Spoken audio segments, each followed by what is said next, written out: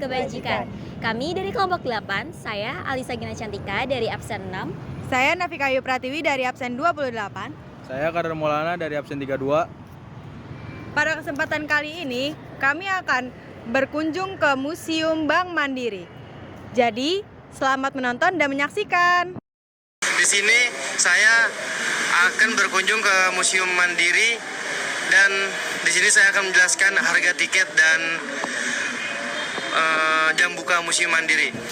Untuk harga tiketnya di Museum Mandiri ini untuk mahasiswa 3.000, untuk umum 5.000 dan untuk pengunjung asing 15.000. Untuk di jam bukanya Museum Mandiri itu dari Selasa sampai Minggu di jam 9 sampai jam 3 dan Jumat dan di hari Jumat di jam 9 sampai jam 11 karena ada istirahat sholat Jumat. Untuk Senin dan libur nasional itu kita tutup ya guys.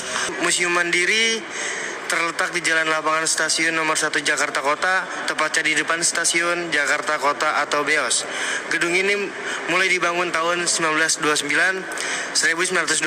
dan diresmikan pada 14 Januari 1933 sebagai Netherlands Handelsmaatschappijen di Batavia dengan nama Factories. Ketika pemerintah melakukan nasionalisasi perusahaan asing pada tahun 1960, gedung ini beralih ke kepemilikan dan digunakan sebagai kantor pusat bank, ekspor impor atau bank Eksim mulai tanggal 31 Desember 1968 sampai 1995.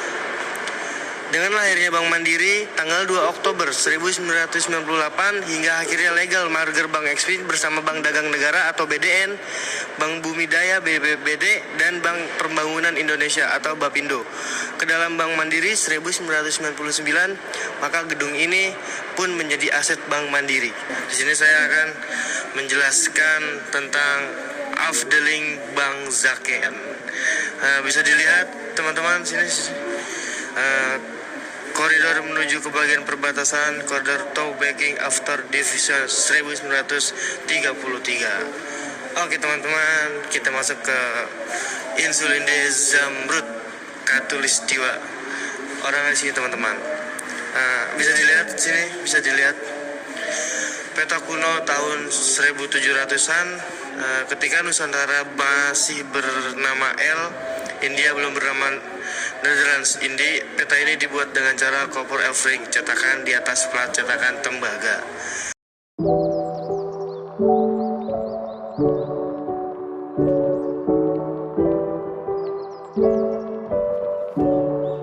Halo teman-teman, sekarang kita berada di lantai bawah tanah, yaitu di ruang brankas. Ada apa aja sih di ruang brankas? Nah, di sini ada ruang tunggu VIP atau ruang tunggu nasabah prioritas yang digunakan di masa lalu yang bersifat rahasia dan terbatas. Ini adalah fasilitas yang disediakan oleh perbankan dulu yang masih diadaptasi oleh perbankan masa kini. Di sini ada koleksi-koleksi brankas yang digunakan pada masa lalu.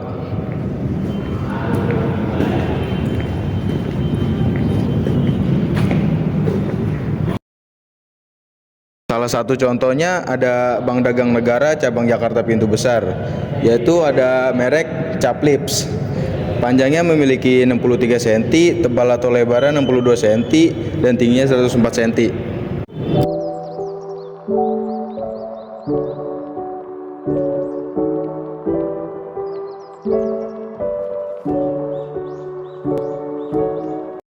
Di sini ada ruang privasi nasabah yang digunakan untuk menyewa safe deposit box.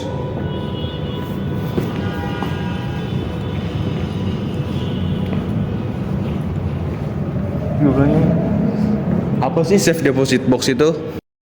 Safe deposit box adalah jasa bank dalam menyediakan tempat khusus yang disewakan kepada nasabah dalam jangka waktu tertentu. Benda-benda yang dapat disimpan antara lain ada perhiasan, logam mulia, surat-surat, dan dokumen berharga. Ukuran waktu dalam menyewa biasanya per 6 bulan atau 1 tahun. Setelah itu dapat dilakukan perjanjian.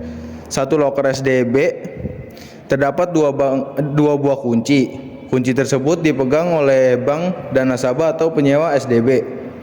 Sehingga untuk membuka loker SDB harus dilakukan kedua belah pihak.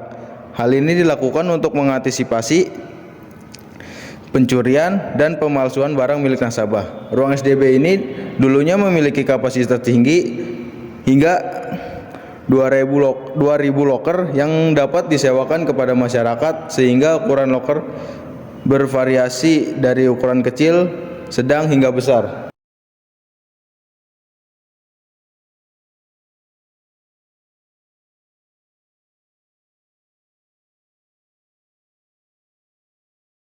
Ya, di sini ada brankas yang berfungsi untuk menyimpan emas batangan.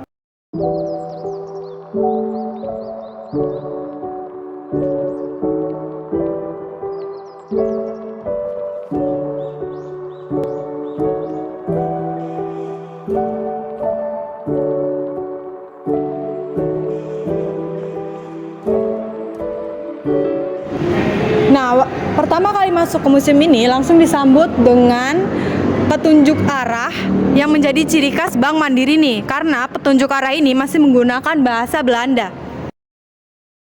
Nah, di lantai dasar ini pertama adalah ruang pelayanan nasabah atau yang disebut banking hall. Nah, di sebelah kanan saya di sini ada tempat duduk resepsionis. Dan di depannya juga ada ruang tunggu. Di belakang saya ini ada berbagai ruangan kasir sampai 5 kasir. Di sampingnya juga terdapat lagi ruang pelayanan nasabah dan ruang tunggu.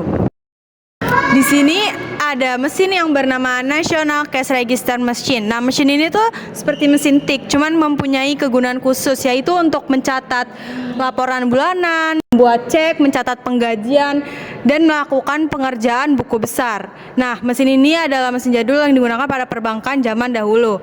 Lalu ke sebelah kiri saya di sini ada sempoa. Kenapa ada sempoa? Karena perbankan zaman dulu menggunakan sempoa sebagai alat untuk menghitung keuangan di perbankan tersebut.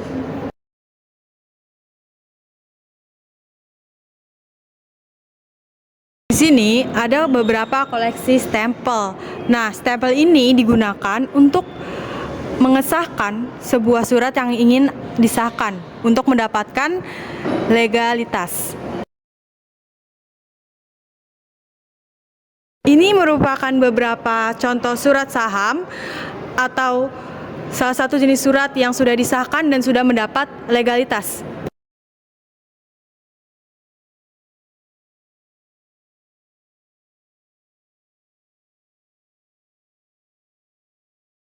Di sini ada mesin yang bernama ADDO-X atau kalkulator analog. Nah, kalkulator ini digunakan pada perbankan zaman dulu untuk mengetik nominal yang nantinya akan mengeluarkan struk. Lalu di sebelahnya ada mesin tik. Nah, mesin tik perbankan ini ukurannya tuh lebih besar daripada mesin tik sekretariat. Kenapa? Karena mesin tik perbankan digunakan untuk membuat pembukuan keuangan dan transaksi perbankan. Nah, di sini ada ruangan kamar khusus buku besar atau book holding yang digunakan untuk menyimpan data-data yang berkaitan dengan transaksi perbankan dan perdagangan.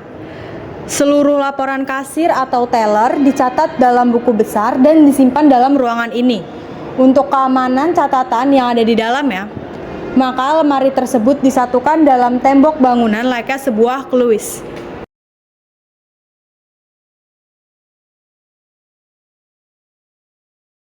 Nah, di belakang saya ini ada patung yang bernama patung Dewa Hermes. Dalam mitologi Yunani, Dewa Hermes ini disebut sebagai dewa messenger atau pembawa pesan bagi para dewa. Para ekonom menyebut Hermes sebagai dewa perniagaan. Di belakang saya ini ada yang namanya kasir Chinese. Sudah sejak zaman kolonial, etnis Tionghoa dikenal pandai, terutama dalam penghitungan uang. Oleh karena itu, disediakan kasir khusus etnis Tionghoa. Namun, tidak mudah untuk bekerja di kasir Chinese atau kasir Cina ini. Kenapa? Karena orang-orang Chinese tersebut harus memiliki relasi nih, baik pejabat, saudara, atau keluarga yang mempunyai kedudukan sosial yang tinggi. Kenapa harus mempunyai relasi? Karena pekerjaan mereka bersangkutan dengan uang.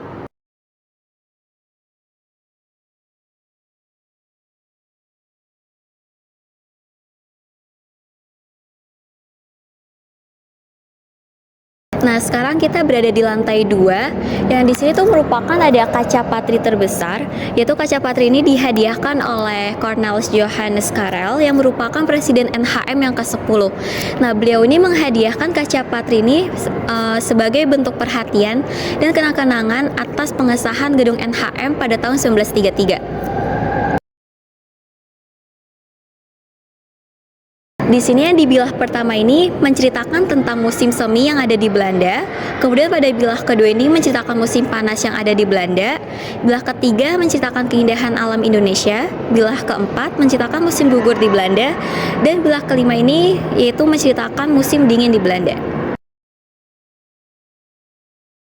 Nah, di dalam kaca patri tersebut juga menggambarkan sosok Cornelis de Houtman, yaitu penjelajah bangsa Belanda ke Nusantara pertama kali pada tahun 1595, yang mana beliau mendarat di Banten. Nah, di dalam kaca patri tersebut terdapat 4 kapal yang turut serta dalam penjelajahan mencari rempah-rempah, yaitu kapal de Amsterdam, de Hollandia, de Mauritius, dan de Duifken. Di dalam ruang rapat Sriwijaya terdapat pula profil tokoh-tokoh dalam dunia perbankan.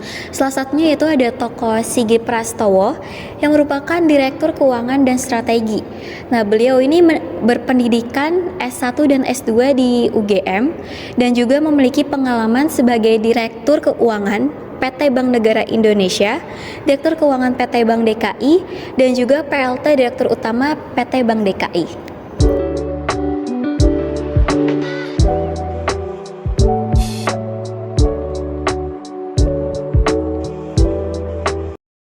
Sekian dokumenter dari kelompok kami, kurang lebihnya mohon maaf. Wassalamualaikum warahmatullahi wabarakatuh.